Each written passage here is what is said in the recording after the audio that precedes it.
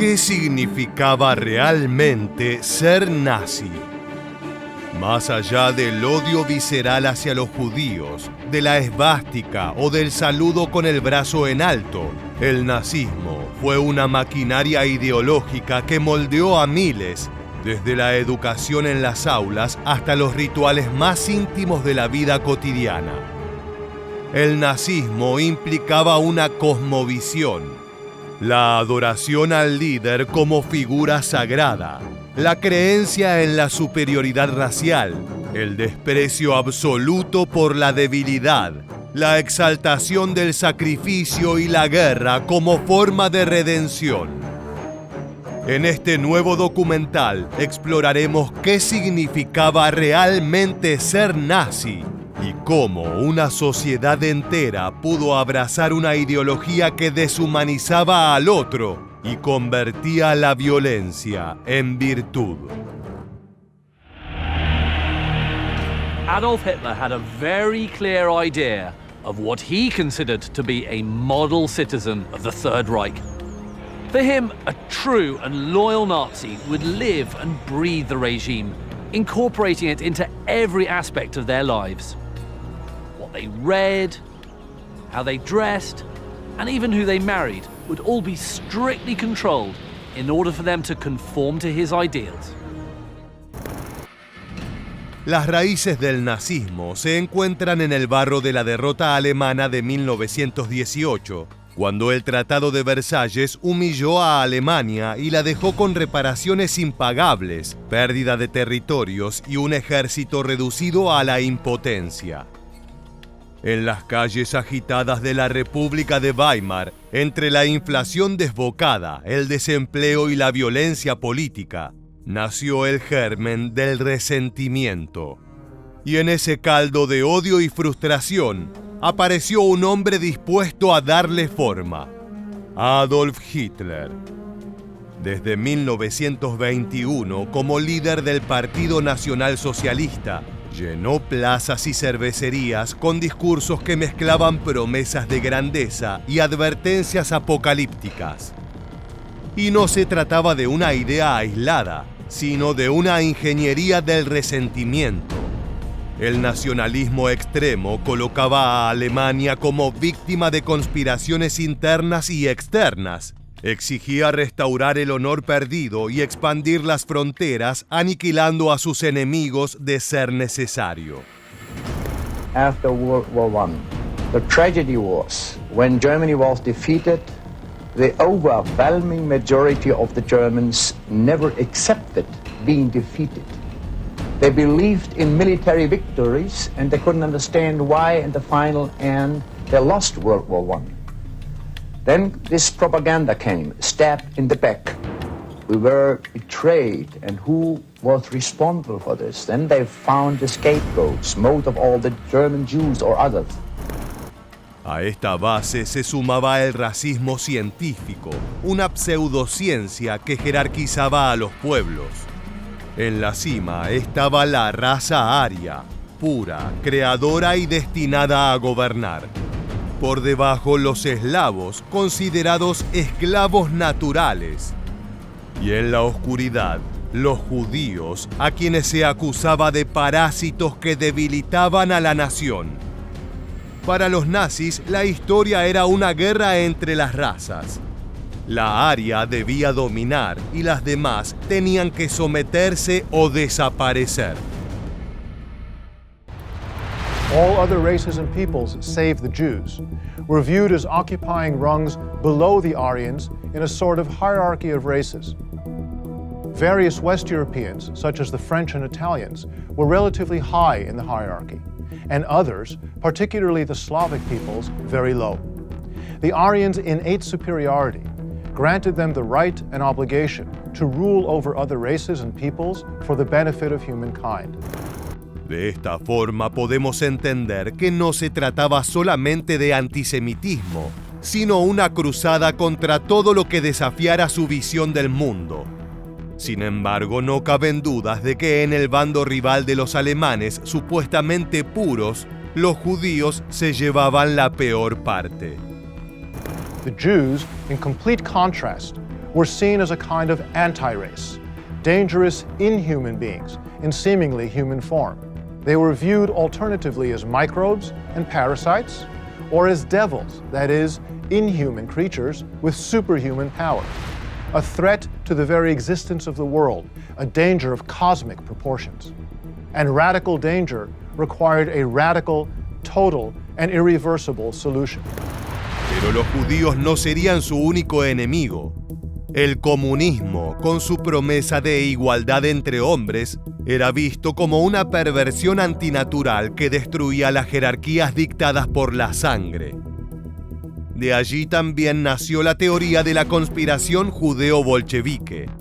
La idea de que judíos y comunistas eran un solo enemigo, infiltrado en los sindicatos, universidades y partidos, para destruir a Alemania desde adentro. Este odio se sintetizaba en lemas y mitos como Blut und Boden o Sangre y Tierra, que unía la pureza racial con el derecho a conquistar territorio. Y también en el Lebensraum, el espacio vital que justificaba el expansionismo hacia el este, donde pueblos enteros serían expulsados o aniquilados para abrir paso a colonos arios.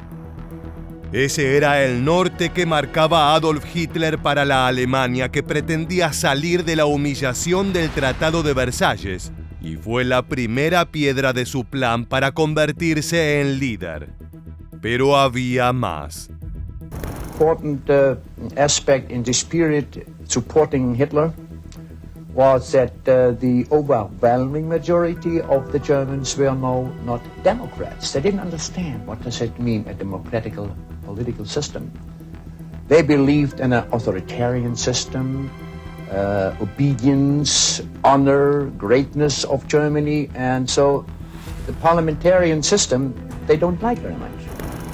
Poco a poco Hitler fue erigiendo su figura. Las marchas con antorchas, la esvástica ondeando en cada esquina, la música marcial. Cada aspecto contribuyó al ritual diseñado para sustituir la identidad individual por una colectiva, fusionada en la idea de nación y raza. El enemigo estaba en todas partes, y el nazismo estaba dispuesto a enfrentarlos para honrar su destino. La irrupción de Hitler parecía la salvación tan esperada, y antes de saber que seguir al Führer también significaba arrastrar al mundo entero a la guerra, figuras como el aviador militar Franz Jall se entusiasmaban con la noticia de su llegada al poder. Bald weht frischer Wind in Deutschland und es wird manches anders werden. Es kam für uns etwas plötzlich. Ich selbst bin noch halb ungläubig. Welche Möglichkeiten tun sich jetzt auf? Hitler an des Reiches Spitze, für das er 14 Jahre lang fanatisch und zielsicher gekämpft hat. Jetzt soll Deutschland einen Mann kennenlernen, der aus Not und Schmach ein Volk schmieden wird, das der Welt endlich Trotz bieten kann. Estar de acuerdo con la mirada del Tercer Reich era solo el primer paso. Y es que parte crucial de ser nazi era comprender que Adolf Hitler no era solo un líder, sino un profeta moderno, un dios de carne y hueso. En Alemania, el Führer no gobernaba, guiaba, inspiraba y para millones redimía. La propaganda lo presentaba como el hombre providencial que había rescatado a la nación de la humillación, el artífice del resurgir económico y militar. En un país que había sufrido el caos de la República de Weimar, el hambre y la inestabilidad, Hitler se convirtió en la encarnación misma del orden y la esperanza. El pueblo entero así lo veía. Unserem Führer, unserem Reichskanzler Adolf Hitler, ein dreifaches Heil. Wir waren wie berauscht vor Begeisterung, geblendet vom Licht der Fackeln vor unseren Gesichtern, immer in ihrem Dunst, wie in einer süßen Wolke von Weihrauch. Juda verrecke wurde auch mal gerufen und vom Judenblut gesungen, das vom Messer spritzen sollte.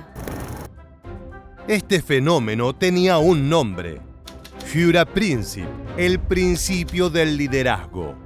Según él, el Estado y el pueblo estaban unidos en una pirámide de obediencia que culminaba en una sola figura. La palabra del Führer valía más que cualquier ley escrita, más que cualquier institución. Cada palabra de Hitler era doctrina y cada gesto una orden. La lealtad a su persona no era opcional. Era sagrada, absoluta e incuestionable. El propio Hitler había delineado su visión en Mein Kampf, donde combinaba autobiografía, programa político y profecía racial.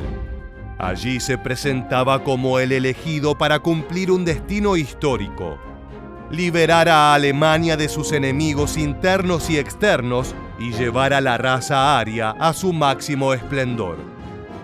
Ese texto se convirtió en lectura obligatoria para funcionarios, maestros y miembros de las diferentes instituciones del Estado, reforzando la idea de que la voluntad del Führer era el destino de la nación.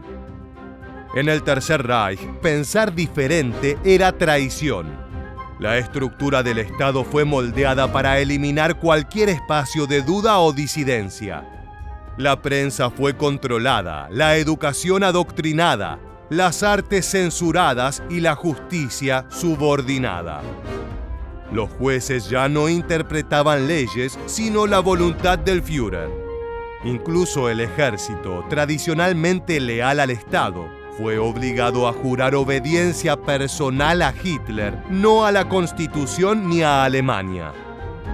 Y quienes estaban del otro lado de la vereda veían el anochecer frente a sus ojos. Breslau, 9. März. Das Bild der Stadt ist ganz verändert dadurch, dass von allen öffentlichen Gebäuden Hakenkreuzflaggen wehen. Wie unsereinem zumute ist, wenn diese Flagge gepriesen wird, sei es nur unter Druck. Diese Flagge, unter der wir Juden aufs Schwerste beschimpft wurden und werden. Die Menschen sind wie in einem Taumel. Mientras algunos eran perseguidos, el culto al líder crecía y se manifestaba en rituales casi religiosos. Desfiles con antorchas iluminando la noche, discursos multitudinarios en Nuremberg donde decenas de miles repetían sus palabras como un credo, retratos colgados en cada oficina y aula. Era una liturgia que, repetida a diario, borraba el individuo y lo fundía en la masa. Hitler no solo dictaba órdenes, dictaba sentido. Sus victorias eran celebradas como milagros y sus derrotas justificadas como pruebas necesarias para un triunfo final. Su figura estaba por encima del error y cuestionarlo era inconcebible. Así el nazismo no creó simplemente un Estado totalitario, sino una fe política con su Mesías, su dogma y su herejía. Y en esa fe, la obediencia no se discutía, se practicaba hasta las últimas consecuencias. Con cada paso, cada alemán se convertía en un soldado más de la brutal guerra que se avecinaba. You didn't need Nazi ideologues. You didn't need professional anti-Semites. You didn't need people who had been incorporated in the Nazi movement. That other factors were at work that allow a regime like the Nazis to harness all sorts of people in the population to become complicit in their policies of mass murder. Sembrar ideas y moldear creencias fue una de las grandes virtudes de Adolf Hitler y los suyos. Y en ese trabajo ni siquiera los más pequeños estaban exentos. Los niños alemanes no jugaban a ser héroes, jugaban a ser nazis. Desde el aula hasta el hogar, la infancia fue secuestrada por la ideología. El régimen entendió que conquistar el futuro significaba moldear a quienes lo habitarían, y lo hizo con precisión. En las escuelas, los maestros fueron purgados o cooptados. Quienes no juraban lealtad al Führer perdían su empleo. Los que quedaban se convertían en agentes del adoctrinamiento. Los libros de texto no enseñaban historia, sino pureza, guerra y obediencia. The Jew wants you to look at him as just another person. But he does not look at you that way. He is your enemy. Do you know why? Because you are superior to him. You are special. You belong to something special. He is your brother. All of you are brothers. The same blood runs through your veins. The blood of the greatest race on the face of this earth. En las clases de biología se explicaba la ciencia de las razas. La superioridad aria, los cráneos perfectos, la sangre como portadora de destino. En las de historia, Alemania aparecía como víctima de una conspiración judía y comunista.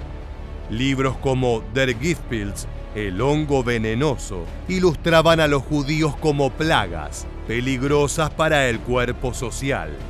Ser niño en el Reich era crecer para odiar, marchar y matar. Pero el aula no era suficiente. Every apparatus of education and indoctrination used by the Nazis. Boys and girls joined the Hitler Youth or the League of German Maidens. It was German Teachers' Organization. A lot of the areas of life that we would consider the private sphere, actually the Nazis penetrated those areas. So into the family, into traditional education. There was a lot of indoctrination from quite early on in young people's lives. Las juventudes hitlerianas se convirtieron en la segunda casa de millones. De apenas 20.000 miembros en 1932, pasaron a cerca de 8 millones en 1940. Allí la comunidad no conocía clases sociales. Hijos de obreros y aristócratas vestían el mismo uniforme, cantaban las mismas canciones y juraban servir al Führer. Las actividades eran una mezcla de deporte y preentrenamiento militar. Campamentos, marchas, juegos que enseñaban geografía, señales de reconocimiento y manejo básico de armas. Todo con un objetivo: preparar física y mentalmente a la juventud para la guerra y para el sacrificio.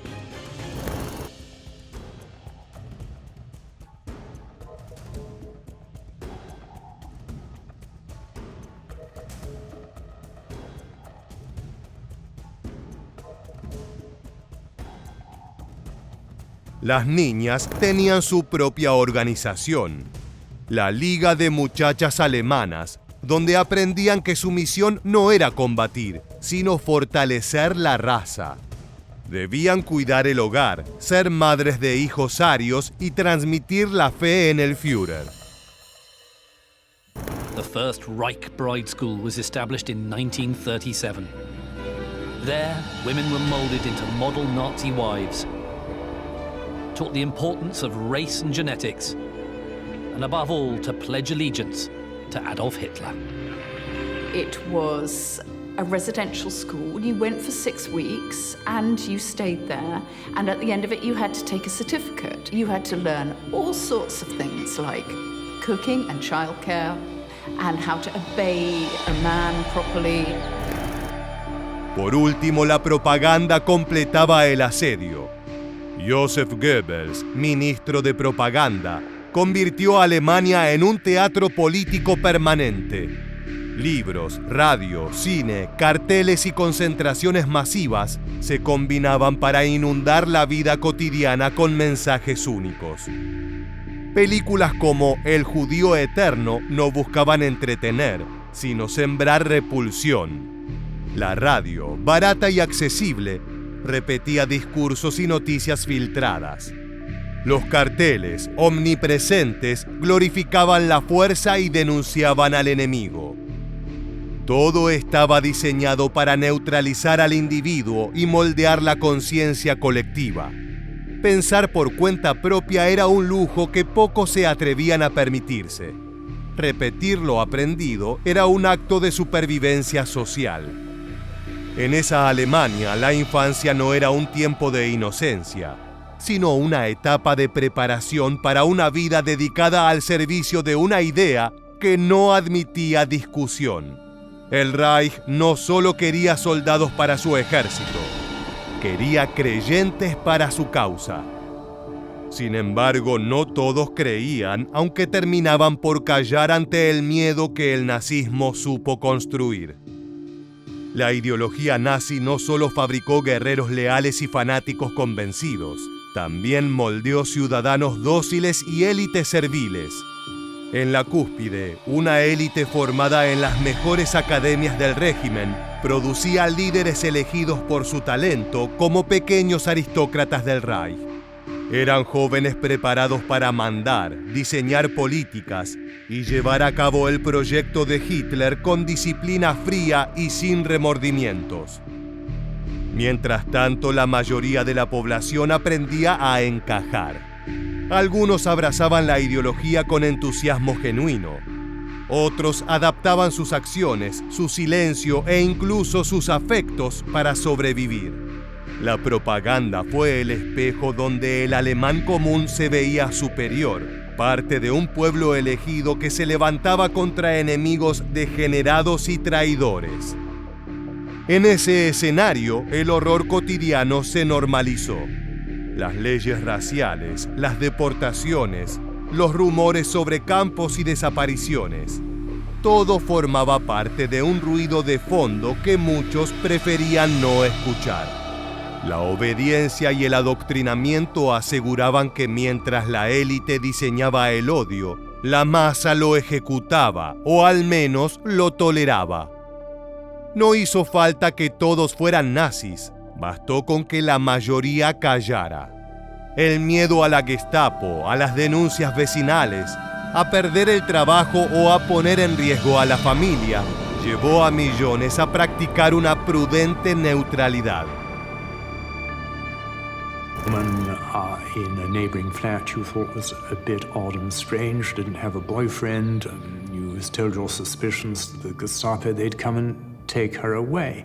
Anyone who just seemed a bit out of the ordinary was under suspicion. And yes, children could denounce parents, denounce relatives, denounce friends. This is how Nazi Germany operated. That was its organizing principle, denunciation. Un vecino arrestado, un comercio cerrado por propiedad judía, un compañero que dejaba de aparecer en la fábrica, eran señales que rara vez despertaban protesta pública. El silencio era más seguro. En las esferas del poder, los jerarcas nazis vivían con privilegios impensables para el ciudadano común.